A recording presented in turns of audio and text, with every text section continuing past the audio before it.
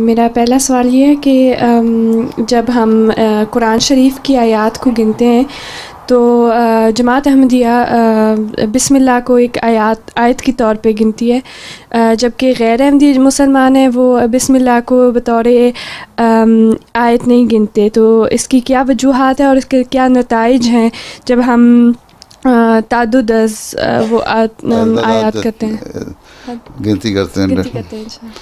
जहाँ तक आयत का सवाल बैठ जाओ, आयत में बिस्मिल्लाह का सवाल है। बिस्मिल्लाह हर सूरत में शुरू में लिखी गई है, ठीक है, इसलिए हम उसको आयत का हिस्सा करार देते हैं, ठीक है। गैर अहमदी कहते हैं कि इसकी ज़रूरत नहीं है, तो फिर बिस्मिल्लाह जो फातिहा के में तो भी तो लिखी गई है ना, उसको बाज़ शुमार करते हैं, बाज़ नहीं करते।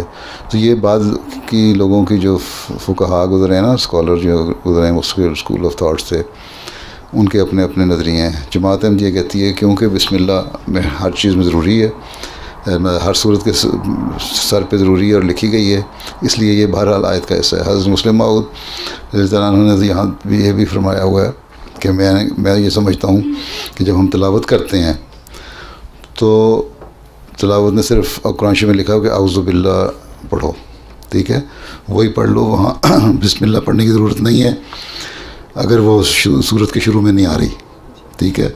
बीच में अगर तुम तिलावत शुरू करते हो, एक सूरत के 20-25 आयतें पढ़ ली, 10 आयतें पढ़ ली, वहाँ से तिलावत शुरू की है, तो क्योंकि वो बिस्मिल्लाह पहले आ चुकी है, जो सूरत का हिस्सा थी वहाँ है नहीं, और अल्लाह ताला ने सिर्फ औज़ पढ़ने के लिए कहा है कुरान करीम में, तो वो पढ़ो। तो हम उसको शुमार करते हैं, बाज़ लोग नहीं करते, और हमारे अलावा भी बाज़ फुक़हा ऐसे हैं जो शुमार करते हैं।